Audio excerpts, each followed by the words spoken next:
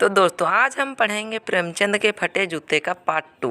यदि आप पार्ट 1 नहीं देखे हैं तो डिस्क्रिप्शन में लिंक है, जाकर देख लीजिए।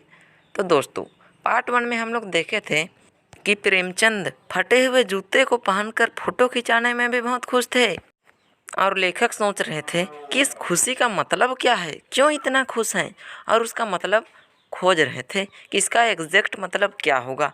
बहुत सारे अनुमान भी लगा रहे थे, आखिर ये क्यों हंस रहे हैं। लेखक बोलते हैं क्या होरी का गोदान हो गया। गोदान यानी गौदान।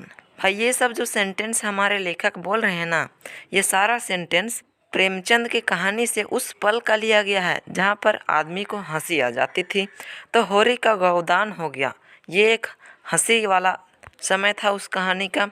और उसके बाद लेखक बोलते हैं कि पूस की रात में नीलगायों ने हल्कू का पूरा खेत चर गया, इसलिए तुम हंस रहे हो। उसके बाद बोलते हैं क्या सुजान भगत का लड़का मर गया क्योंकि डॉक्टर क्लब छोड़कर नहीं आ सकते, इसलिए तुम हंस रहे हो। अरे नहीं नहीं, मुझे लगता है माधव औरत का कफन के चंदे की शराब पी गया। यानी माधव एक आदमी का नाम था। जब उसकी पत्नी मर गई तो उसके पास इतना पैसा नहीं था कि उसके लिए कफन खरीद पाए, तो उसने पूरा गांव में चंदा किया और जो पैसा हुआ तो उसका शराब पी गया और साथ में पूरे गांव वालों को भी पिला लिया। तो भाई ये सब जितने भी लाइन है ना यार, ये सब प्रेमचंद के रचना से ही लिया गया है। पूस की रात एक कहानी है जिसमें हल्कू खेती करता है और खेती के पास ही रात भर उसे पहरा देता है, लेकिन नीलगायों ने आकर रात में उसका सारा खेत को खाकर सफाया कर दिया। क्योंकि रात को हल्कू पहरा नहीं दे रहा था, रात को खेत में भी जाकर वो सो रहा था। तो दोस्त वापस आ जाते हैं इस कहानी पर। लेखक हरिशंकर परसाई फिर प्रेमचंद के जूते को देखते हैं और बोलते हैं हो सकता है तुम्हें बहुत चक्कर काटनी पड़े होगी, इसलिए तुम्हारा जूता फट गया होगा। हो सकता है कि बनिया से कुछ तुम सामान लिए होगे और उस सामान का पैसा नहीं देने सके होगे, उधारी किए होगे, तो बनिया तुम्हें दौड़ाया होगा, तो तुम रास्ता में चक्कर काटते काटते तुम्हारा जूता फट गया होगा। लेकिन भाई लेखक को अब बुद्धि आती है कि चक्कर काटने से जूता थोड़े फटता है, वो तो जूता घिसता है। क्योंकि कुंभन दास को भी फतेहपुर सिकरी जाने आने में उसका जूता पूरा घिस गया था। देखो भाई ये लेखक भी ना बीच में कुंभन दास को लाने की क्या ज़रूरत थी। चलो इसके बारे में भी थोड़ा जान लेते हैं। कुंभन दास एक बंदा का नाम था जिसे फतेहपुर सिकरी बुलाया गया था कोई अवार्ड देने के लिए। अवार्ड मतलब समझते हो ना भाई, कोई गिफ्ट प्राइज। और फतेहपुर सिकरी क्यों जा रहे थे, क्योंकि फतेहपुर सिकरी में ही राजा का घर था। तो गिफ्ट लेने के लिए फतेहपुर सिकरी जाने और आने में कुंभन दास का पूरा जूता घिस गया था। इसके लिए उसने एक रचना भी किया है। आवत जात पन्हैया घिस गई बिसर गयो हरिनाम, जिनके देखे दुख उपजत है तिनके करबो परे सलाम। भाई ये कुंभन दास भी ना बहुत मजाकिया थे। जिस प्राइज़ या गिफ्ट को लेने के लिए मुझे उतना कष्ट करना पड़ा, उस प्राइज़ और गिफ्ट को तो मैं दूर से ही सलाम करता हूँ, जिसके लिए मेरा पूरा जूता घिसना पड़ा।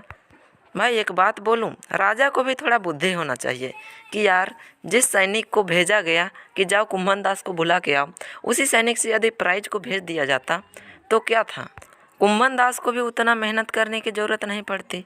मान लो अगर 100 रुपये का प्राइज़ है तो उसके लिए 500 रुपया खर्चा करना पड़ा। भाई मैं तो कहता हूँ यदि कोई गिफ्ट का 100 रुपया दाम है और उस गिफ्ट तक को लेने के लिए तुम्हें 500 रुपया का खर्चा करना पड़ रहा है, साथ में तुम्हें 1-2 दिन का समय भी खर्चा करना पड़ रहा है, तो उस गिफ्ट से अच्छा तो तुम्हारा 500 रुपया ही है ना दोस्त।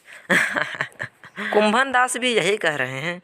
तो चलो वापस आते हैं फिर चैप्टर पर। हमारे लेखक हरिशंकर परसाई कह रहे हैं कि दूर दूर भागने से तो तुम्हारा जूता घिसता है, लेकिन तुम्हारा जूता तो फट गया है। इसका मतलब तुम्हें कोई बनिया ने नहीं दौड़ाया, तुम किसी का उधरा पैंचा नहीं किए होगे, तो कैसे तुम्हारा जूता फट गया। उसके बाद अचानक से हमारे लेखक के दिमाग में आता है कि नहीं नहीं, हो सकता है तुम किसी बड़े टीले को ठोकर मार रहे होगे और उसी टीले को ठोकर मारने में तुम्हारा जूता फट गया होगा।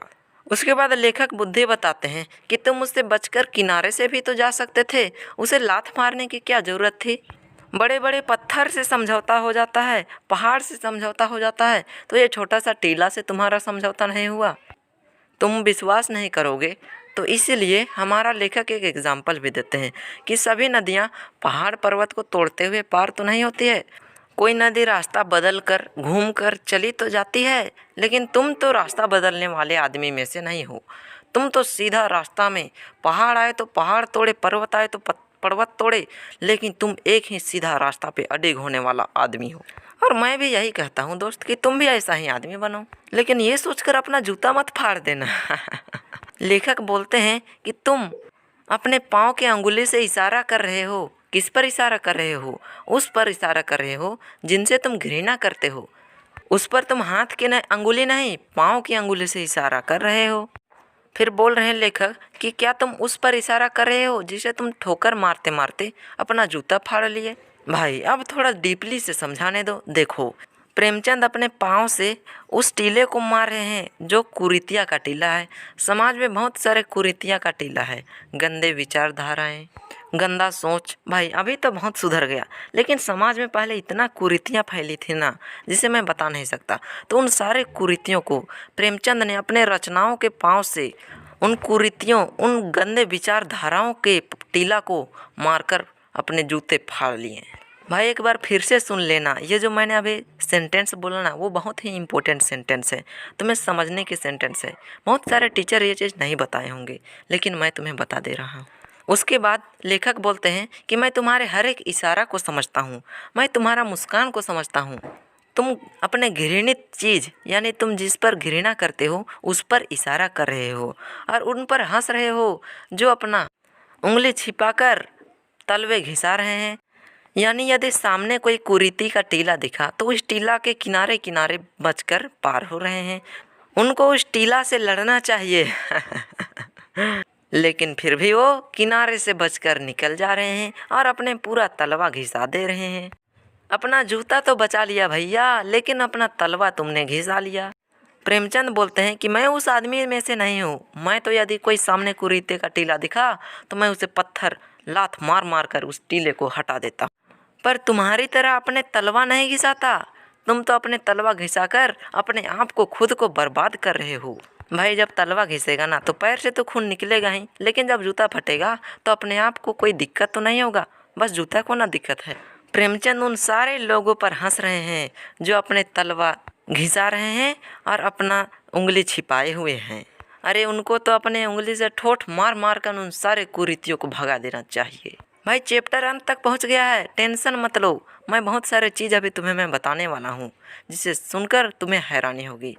जितना भी कुरीतियाँ का टीला सामने दिखा, उन सारी कुरीतियों का टीला को प्रेमचंद ने मार कर हटा दिया और बाहर उंगली दिखा रहे हैं और उस पैर की उंगली से इशारा कर रहे हैं उन लोगों पर जो टीला के किनारे से बाहर बच के निकल गए और अपना तलवा घिसा रहे हैं, खुद को बर्बाद कर रहे हैं।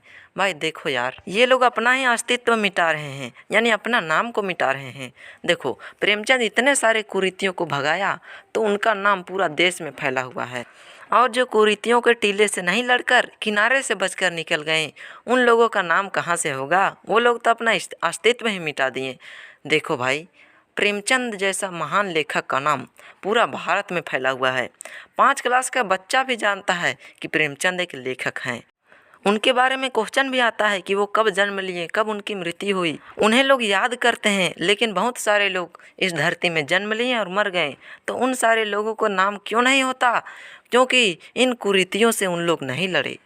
जो इस कुरीतिया से लड़े हैं, उन सारे लोगों का नाम इस धरती पर हुआ है और पूरा भारत देश पर हुआ है। तो दोस्तों आज के लिए तो बस इतना ही, मिलते हैं नेक्स्ट चैप्टर के साथ।